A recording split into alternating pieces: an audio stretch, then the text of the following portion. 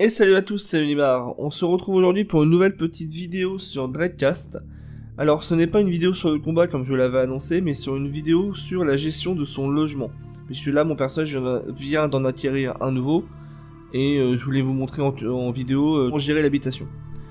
Donc il faut aller, pour en louer un ou en acheter un, aller dans une boutique immobilière qui porte ce symbole là, le symbole de maison. Il y en a plusieurs, hein, dans toutes les villes il y en a plusieurs. Ensuite, il faut choisir l'habitation suivant vos moyens et suivant plusieurs critères. Donc, comme moi j'ai ici, par exemple, moi j'ai choisi une maison, enfin un immeuble, enfin pas un immeuble, un appartement de qualité moyenne. C'est-à-dire que l'endurance ne va pas se récupérer, enfin la forme ne va pas se récupérer pareil. Par exemple, avec une qualité excellente, c'est 1 point de forme par minute. Et en qualité moyenne, c'est 0,8, je vais vous montrer point de forme. Donc on récupère moins vite dans une qualité moyenne que dans une qualité supérieure. Ensuite, vous pouvez voir l'état. L'état, c'est les points de vie du bâtiment, c'est-à-dire qu'on peut détruire un bâtiment. Habitation, donc numéro de zone, c'est le numéro de zone 4, c'est-à-dire c'est l'appartement numéro 4. Comme dans la vie réelle, hein, les appartements ont des numéros. La superficie, 33 mètres carrés, c'est vraiment très petit, vous allez voir. Locataire et le loyer, c'est que quand on met ce logement en location. Moi, je ne l'ai pas fait. Donc du coup, je ne peux pas savoir. Mais si par exemple, vous mettez en location l'appartement, si quelqu'un le loue, vous aurez à côté de locataire le nom de la personne et pour combien il le loue par jour. Donc comme pour le travail, vous pouvez voir qu'il y a un bouton Go pour vous afficher la direction. Donc, moi je me suis mis juste devant, comme ça c'est pratique. Donc il est en rouge, on y rentre. Voilà, quand vous rentrez, vous savez pas où est votre appartement. Pour ça, il faut aller dans les 3 petits traits qui sont au centre. Gestion logement, et là on vous montre en gros plan où est l'appartement. Donc là c'est celui-ci, zone numéro 4, et il est ici. Voilà. Vous pouvez voir que les zones sont grisées, ça veut dire qu'il y a un digicode. Par exemple, si je me mets ici, dans cet appartement là, je ne sais pas qui c'est, hein, je veux cliquer dessus pour entrer, on me dit il faut mettre un digicode. Vous bien sûr, comme c'est votre appartement, c'est le vôtre, vous pouvez rentrer, le digicode se tapera automatiquement. Pour gérer le digicode, c'est très simple, c'est dans ici, dans gérer les équipements. Moi, quand j'ai acheté l'appartement, il y avait déjà un digicode d'offert. C'est bien, sauf qu'en fait, il n'est pas du tout évolué, c'est un digicode de base. C'est-à-dire qu'il est standard, il a très peu de vie, et en fait, il ne sert à rien. On peut l'augmenter, tout le monde peut l'augmenter, il n'y a pas besoin d'être ingénieur, etc. Il suffit d'avoir de l'argent, donc je vais vous montrer. Il dit 1 sur 7 améliorations possibles. C'est-à-dire que dès qu'on va monter un niveau dans les 4 statistiques ici, ça va prendre un slot. Et au bout de 7 slots de prix, eh bien, vous ne pouvez plus l'améliorer. Donc c'est des choix à faire. Donc là, vous pouvez voir que le numéro de mon digicode, c'est le numéro 2. C'est-à-dire que quand on veut rentrer chez moi, on tape juste 2, c'est bon. On peut modifier, en cliquant dessus, quel chiffre on veut mettre sur le digicode, et on fait enregistrer. Voilà. C'est-à-dire qu'avant, il fallait mettre 2, maintenant, celui qui veut rentrer chez moi, il faut mettre 9. Suivant que un chiffre, ça va vite à craquer. On peut faire aussi aléatoire. Voilà. On fait toujours enregistrer, bien sûr. Et si on veut améliorer ce digicode, il faut payer, donc améliorer statistique, vous allez voir. Ça me coûte 800 crédits pour en améliorer une stat. Donc soit on peut améliorer le nombre de digicodes, c'est-à-dire que le nombre de chiffres qu'on peut mettre. C'est vraiment ça que tout le monde va mettre au tout début. Soit le software, c'est le niveau de sécurité informatique, c'est-à-dire que la personne qui veut craquer votre code, il va devoir avoir un niveau supérieur à celui-ci.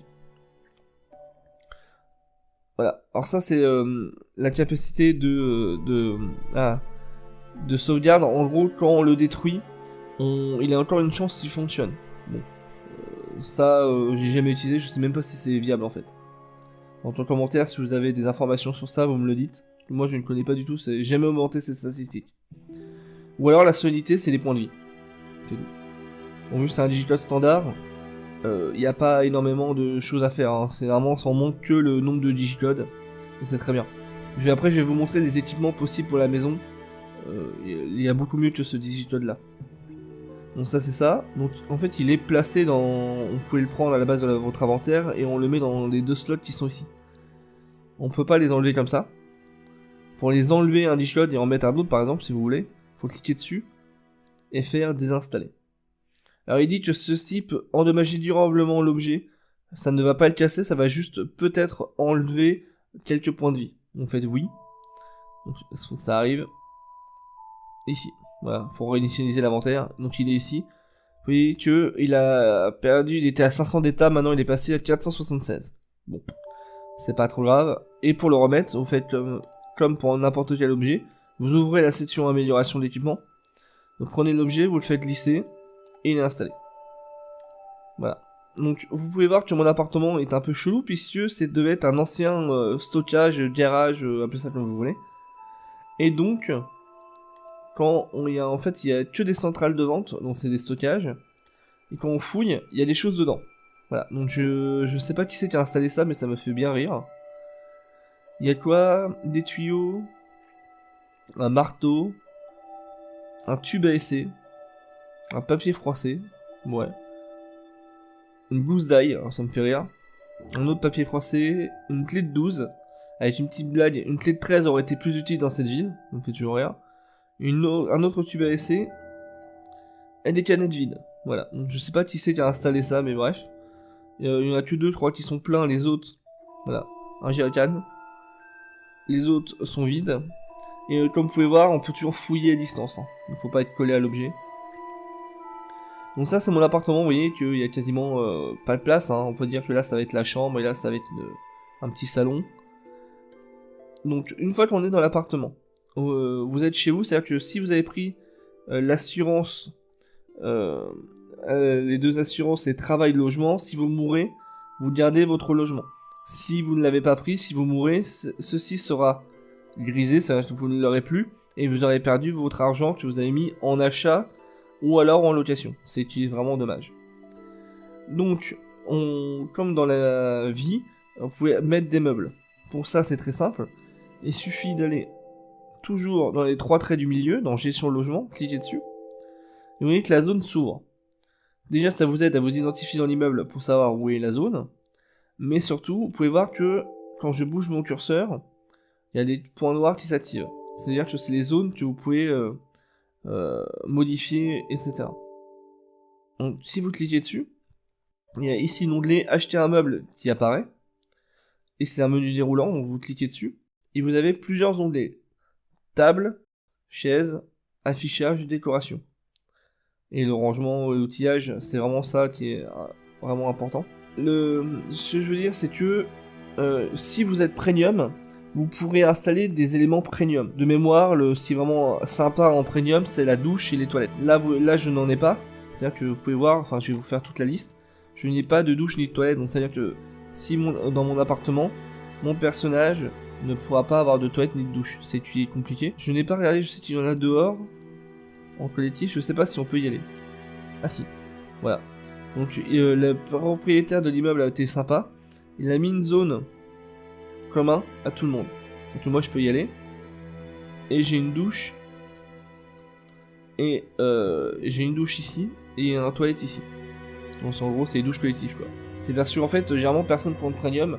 Et en tant que roleplay c'est un peu dommage de ne pas pouvoir aller aux toilettes. Enfin le personnage puisse aller aux toilettes et se doucher comme il veut. C'est assez sympa. Donc là je reviens dans mon appartement. Donc du coup il faut savoir que quand on veut modifier un appartement, cela va coûter de la forme et de l'argent. Je vais vous montrer pourquoi. Par exemple, si ici, je veux mettre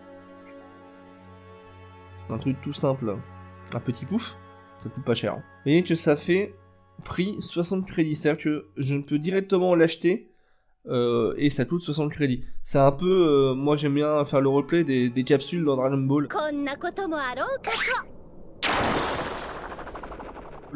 En gros, vous avez une capsule pouf, vous appuyez dessus, vous balancez, ça apparaît. Voilà, ça évite qu'il y ait une boutique où on peut acheter les meubles et se trimballer les meubles. Ça fait un peu ça. Je trouve que dans l'imaginaire, ça passe plutôt bien. Donc, chaque élément a bien sûr un prix différent. Les comptoirs vont coûter assez cher, c'est les meubles où on stocke des choses. Et ça va prendre de la place, forcément. Et le coffre-fort, j'aime bien aussi. 2600 crédits, mais on peut le personnaliser et on peut mettre des objets dedans. Moi j'aime beaucoup ça. Bon bref, je vais vous montrer le pouf. Où es-tu, pouf? Là, pouf. Donc il coûte 60 crédits. On peut choisir l'endroit où on veut le mettre, la case. Moi je vais le mettre là par exemple. Et on fait acheter. Vous voyez que mes 700 crédits sont passés à 640, le prix. Et quand on ferme la fenêtre, le pouf est apparu. Voilà. Donc un pouf, c'est un pouf, on s'assoit dessus. Ça n'a aucune amélioration en termes de gameplay, c'est juste que notre personnage s'assoit sur un pouf. Si on se dit que le pouf, on veut pas qu'il soit là, parce qu'au final, on se dit non, il est pas bien là, je veux le mettre juste à côté. On peut pas le déplacer dans cette partie-là, on peut juste aller dessus. Il faut retourner toujours dans les 3 traits et gestion de logement, cliquer sur le pouf, et vous voyez que maintenant il est blanc au lieu d'être noir, quand je l'ai sélectionné. Et avec le curseur, vous restez appuyé sur clic gauche et vous le bougez. Voilà. Comme ça, et on ferme la fenêtre et il a bougé. Vous allez voir que la forme va diminuer. Là, je suis à 89 en forme. Je vais recommencer. Je le resélectionne, il redevient blanc. Et là, je vais le bouger tout là-bas. Je ferme. Et ma forme est passée de 89 à 84. Donc du coup, il faut vraiment avoir la forme pour pouvoir bouger. Sinon, ça va être compliqué de bouger vos meubles. Moi, j'en ai plein. Donc je ne veux pas hein, le central de vente. Soit je les détruis, soit je les garde. Pour l'instant, je sais pas ce que je vais en faire. Ça me fait rire. C'est qu'on peut les détruire, vous cliquez dessus. Et vous avez détruire. Par contre, ça le perd automatiquement. Ça coûte pas de forme ni d'argent. Mais vous le perdez.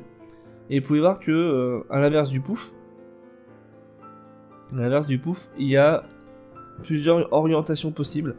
Ça évite d'avoir tout le temps les objets dans la même direction pour un peu personnaliser votre logement. Donc moi je vais pas les détruire, je vais rien faire, je vais juste vous montrer que je peux installer un lit qui prend plusieurs places de distance, lit double place. Voilà, ça coûte 1600. Malheureusement j'ai pas l'argent. Je n'ai plus d'argent en stock. Alors un lit simple, ça coûte combien? 800 crédits, je les ai pas. Bon bref. Donc je suis pauvre. Du coup il faut de l'argent hein, pour ce petit tuto, enfin pour vous. Si vous voulez vraiment personnaliser, moi je sais qu'à chaque fois je claque à peu près 10 000 crédits pour des meubles de base. Un peu plus quand je commence à arriver sur les coffres forts et l'atelier de travail. Mais sinon, tiens, un petit porte-manteau. Voilà, on va en mettre un petit porte-manteau à l'entrée. Et voilà. Et une petite paillasse, que c'est joli. Ça coûte pas cher.